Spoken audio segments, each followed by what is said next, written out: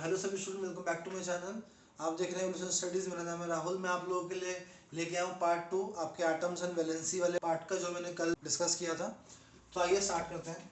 तो इसमें मैंने आपको बोला था कि मैं ये डिस्कस करूंगा कि सोडियम +1 क्यों शो करता है, मैग्नीशियम +2 क्यों शो करता है। तो उसका बहुत सिंपल सा तरीका देखते हैं। चलो, जैसे मैंने आपको बोला था मैग्नीशियम इज 2,8,2, तो ये 2 इलेक्ट्रॉन लॉस कर देगा, 2 इलेक्ट्रॉन ये लॉस कर देगा। तो इसकी वैलेंसी 2 होती है और इसके आउटर मोस्ट में भी 2 होते हैं। ठीक है, अब चलो एक लॉजिकल बात देखते हैं। मैंने क्या बोला है, 2 इलेक्ट्रॉन लॉस कर देगा। ठीक है, सो ये मैग्नीशियम का आयन है, सपोज करो ये इसका न्यूक्लियस है। ठीक है, तो मैग्नीशियम के आयंस में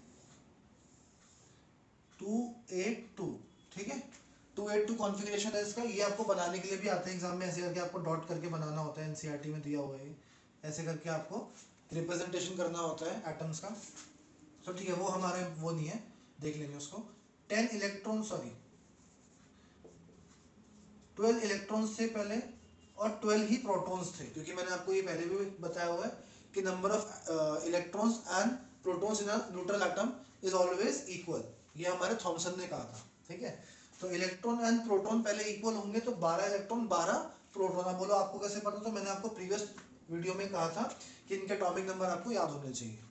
लेकिन हुआ क्या, because of the stability magnesium ने क्या करा कि 2 इलेक्ट्रॉन अपने लूज कर दिए।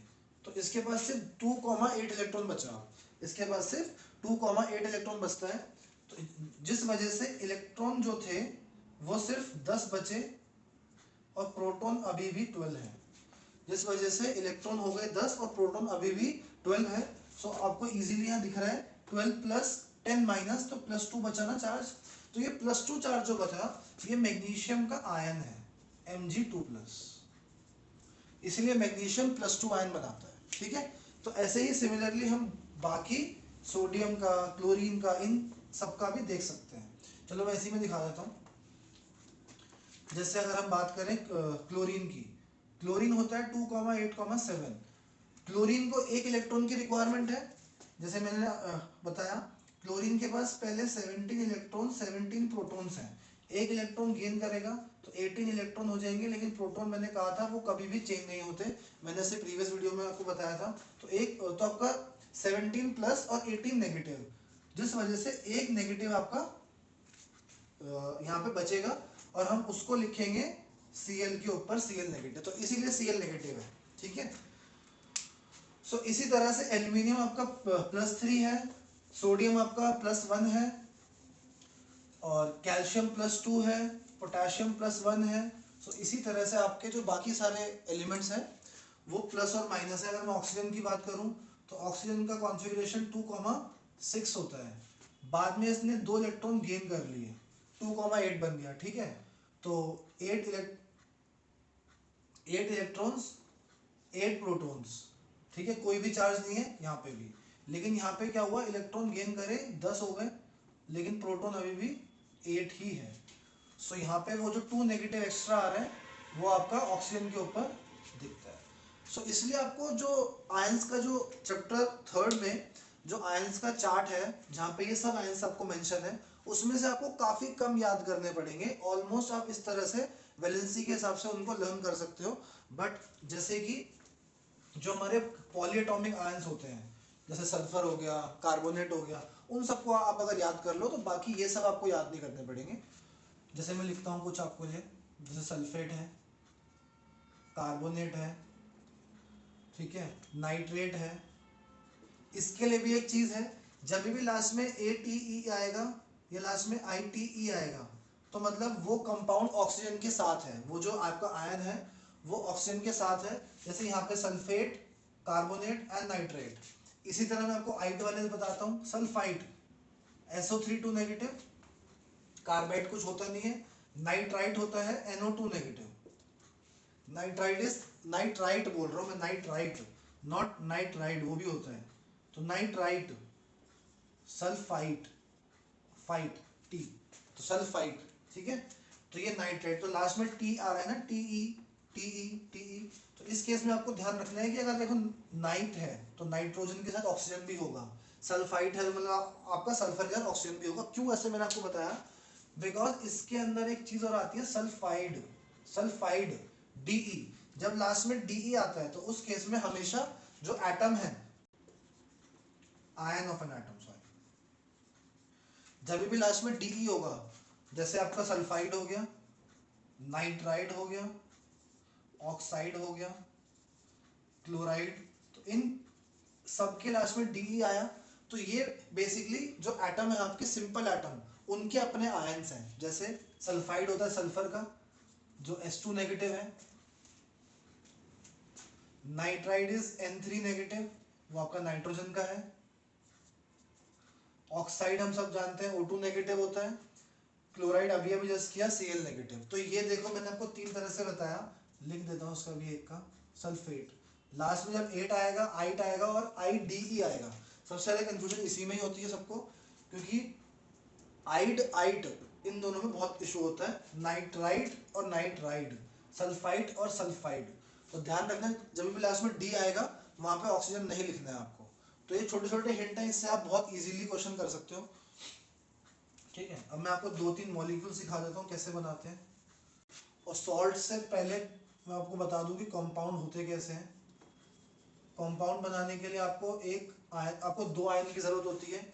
एक आयन आपके पास पॉजिटिव वाला होना चाहिए, ठीक है। सपोज करो एक आयन आपके पास है x की पावर +m और एक आयन है आपके पास y की पावर -m। तो रूल ये है कि, और हमेशा ध्यान रखना कंपाउंड में कभी भी प्लस माइनस नहीं होता है, सिर्फ आपको नंबर लिखने हैं यहाँ पे। तो ये जो भी नंबर है n ये यहाँ पे आ जाएगा सीधा, और जो y है ये m यहाँ पे आ जाएगा, बस विदाउट एनी साइन, ठीक है। तो ये रूल है, लेफ्ट साइड में हमेशा पॉजिटिव वाला आयन होगा, राइट साइड में हमेशा नेगेटिव वाला आयन होगा। और इसको हम लोग बोलते हैं कैटायन जो हमारा पॉजिटिव वाला है, और इसको बोलते हैं एनायन जो हमारा नेगेटिव वाला है, ठीक है। ये आपको ध्यान रखना। चलो अब कोई भी नाम ले लेते हैं, ठीक है। तो इजी से स्टार्ट करते हैं पहले, जैसे मैग्नीशियम सल्फेट ले लेते हैं सबसे पहले।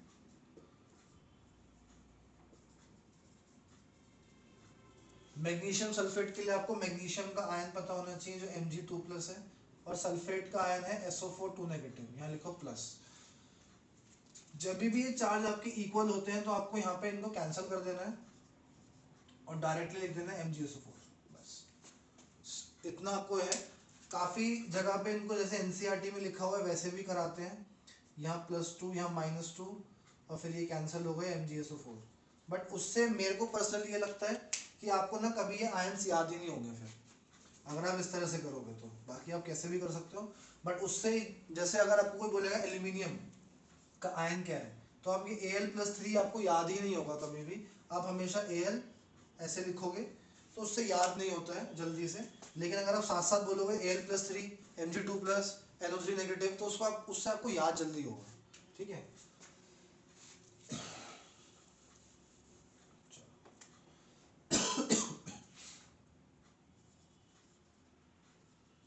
Calcium carbonate, calcium carbonate is Ca2+, carbonate is CO3 negative. यहाँ भी देखो +2 हो गया, तो आप उसको भी कट कर सकते हो, तो ये हो गया CaCO3, ठीक है। नेक्स्ट है सोडियम ऑक्साइड। तो सोडियम ऑक्साइड होता है, sodium is Na+1, oxygen is oxide मतलब O2 नेगेटिव, सो ये 2 इधर और ये 1 इधर, तो ये हो जाएगा Na2O, बस सिंपल। सो ये हो जाएगा Na2O, ठीक है। और देख लेते हैं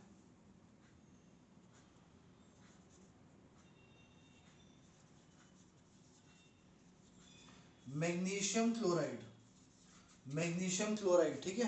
तो मैग्नीशियम क्लोराइड के लिए Mg का आपको वहां दिख ही रहा है, अभी मैंने लिखा था, क्लोराइड इज Cl नेगेटिव, तो ये 2 उधर और ये 1 इधर, तो Mg की यहाँ 1 लिखने की जरूरत नहीं होती, बट यहाँ Cl2 लिखना इंपॉर्टेंट है। तो मैग्नीशियम क्लोराइड इज MgCl2, ठीक है।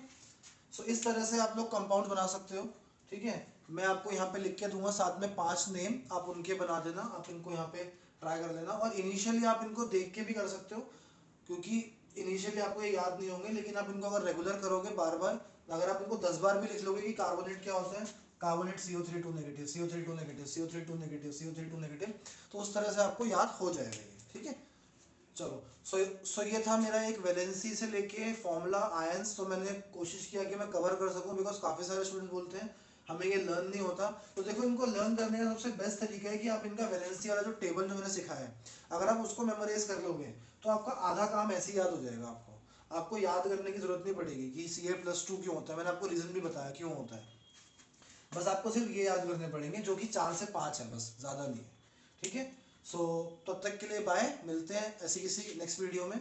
मैं बहुत जल्द आऊँगा नेक्स्ट वीडियो लेके। तब तक के लिए बाय, हैव अ गुड।